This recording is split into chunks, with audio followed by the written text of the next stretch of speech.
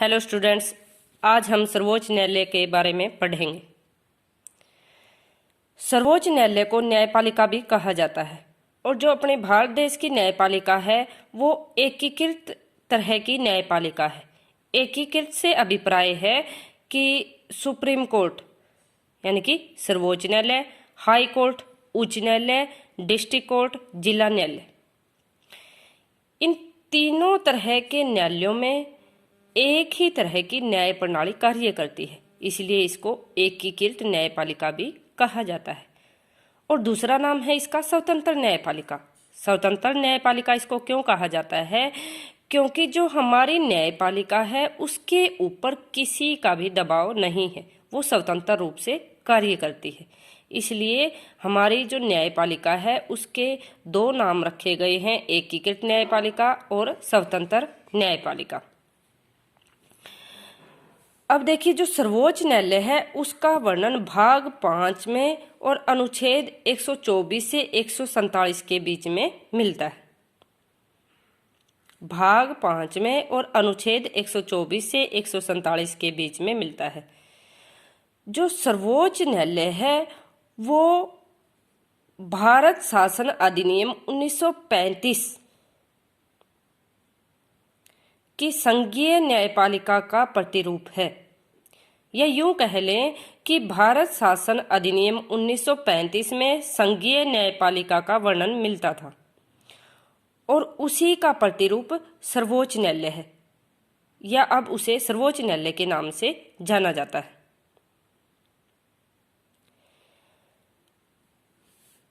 गठन की यदि हम बात करें तो सर्वोच्च न्यायालय के गठन का वर्णन अनुच्छेद 124(1) में मिलता है। अनुच्छेद 124(1) में। और सर्वोच्च न्यायालय में पहले न्यायाधीशों की टोटल संख्या 8 होती थी, जिसमें एक मुख्य न्यायाधीश होता था और 7 अन्य न्यायाधीश होते थे। और यदि वर्तमान की अगर हम बात करें तो वर्तमान में एक मुख्य न्यायाधीश है और 30 अन्य न्यायाधीश हैं। तो टोटल कितने न्यायाधीश हैं? 31। वर्तमान में न्यायाधीशों की संख्या 31 है। और ये 31 कब की गई थी? 2008 और 9 में। 2008 और 9 में न्यायाधीशों की संख्या 31 कर दी गई थी। नियुक्ति। सर्वोच्च न्यायालय के न्यायाधीशों की नियुक्ति का वर्णन अनुच्छेद 124(2) में मिलता है और इसकी नियुक्ति राष्ट्रपति करते हैं। लेकिन राष्ट्रपति सर्वोच्च न्यायालय के न्यायाधीशों की नियुक्ति कैसे करते हैं? जब सर्वोच्च न्यायालय के न्यायाधीशों की नियुक्ति की जाती है तो राष्ट्रपति सर्वोच्च न्यायाधीशों की सलाह से सर्वोच्च न्यायालय के न्यायाधीश की नियुक्ति करते हैं। राष्ट्रपति सर्वोच्च न्यायालय के न्यायाधीश की नियुक्ति कैसे करते हैं? सर्वोच्च न्यायाधीशों की सलाह से। योग्यताएं। योग्यताओं का वर्णन मिलता है अनुच्छेद 124(3) में। योग्यताओं में पहला पॉइंट वही आ जाता है जो बार बार आ रहा है, वह है भारत का नागरिक हो, कम से कम एक हाई कोर्ट या एक से अधिक हाई कोर्ट में 5 वर्षों तक न्यायाधीश यानी कि जज के रूप में काम किया हो। क्या था? एक हाई कोर्ट। एक हाई कोर्ट से मतलब है कि या तो एक कोर्ट में 5 वर्ष या एक से अधिक कोर्टों में पूरे 5 वर्ष। एक से अधिक हाई कोर्टों को मिलाकर 5 वर्ष पूरे किए हों या एक ही हाई कोर्ट में 5 वर्ष पूरे किए हों न्यायाधीश के रूप में। और यदि यह भी योग्यता उसके अंदर ना हो तो कम से कम हाई कोर्ट में 10 वर्ष तक वकील रह चुके हों। हाई कोर्ट के अंदर 10 वर्ष तक उन्होंने वकील के रूप में काम किया हो, या फिर ये दोनों योग्यताएं भी उसके अंदर ना हो तो राष्ट्रपति की दृष्टि में विधिवेता हो। विधिवेता से मतलब है कि कानून की जानकारी उसे अच्छी तरह से हो, तो उन्हें सर्वोच्च न्यायालय के न्यायाधीश के रूप में नियुक्त किया जा सकता है। पहले आ जाता है वह भारत का नागरिक हो। दूसरा है कि एक या एक से अधिक हाई कोर्ट में 5 वर्षों तक न्यायाधीश के रूप में काम किया हो, या फिर कम से कम हाई कोर्ट में 10 वर्ष तक वकील के रूप में काम किया हो। यदि ये दोनों योग्यताएं भी ना हो तो राष्ट्रपति की दृष्टि में विधिवेता हो। सप्त, राष्ट्रपति सर्वोच्च न्यायालय के न्यायाधीश को शपथ दिलवाते हैं। कार्यकाल 65 वर्ष की आयु तक ये अपने पद पर रहते हैं और 65 वर्ष के बाद ये रिटायरमेंट हो जाते हैं।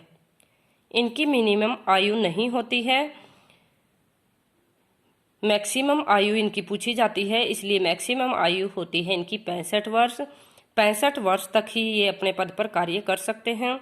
यदि 65 वर्ष से पहले ये त्यागपत्र देना चाहें तो त्यागपत्र दे सकते हैं, लेकिन 65 वर्ष के बाद ये रिटायरमेंट हो जाते हैं।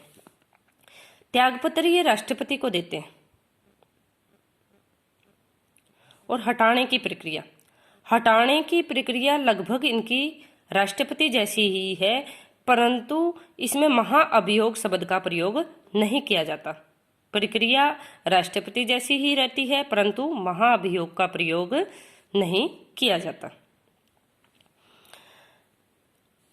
अब देखिए, सर्वोच्च न्यायालय के न्यायाधीशों को पद से कैसे हटाया जाता है, कौन सी प्रक्रिया अपनाई जाती है। यह हटाने की प्रक्रिया संसद द्वारा की जाती है, किसी भी सदन द्वारा लगाई जाती है। लोकसभा में 100 सदस्य होने चाहिए और राज्यसभा में 50 सदस्य। हटाने की जो प्रक्रिया है, लोकसभा के अंदर 100 सदस्यों के हस्ताक्षर होने चाहिए या 100 सदस्यों के समर्थन साथ में होना चाहिए, और राज्यसभा से यदि प्रस्ताव आए तो 50 सदस्यों का समर्थन आना चाहिए। और फिर ये सदस्य अपना प्रस्ताव संसद के अंदर पेश करते हैं, जो सभापति के द्वारा स्वीकार किया जाता है, और फिर संसद में 2/3 बहुमत से यदि प्रस्ताव पारित हो जाता है और राष्ट्रपति इसके ऊपर हस्ताक्षर कर देते हैं तो सर्वोच्च न्यायालय के न्यायाधीश को उसके पद से हटा दिया जाता है।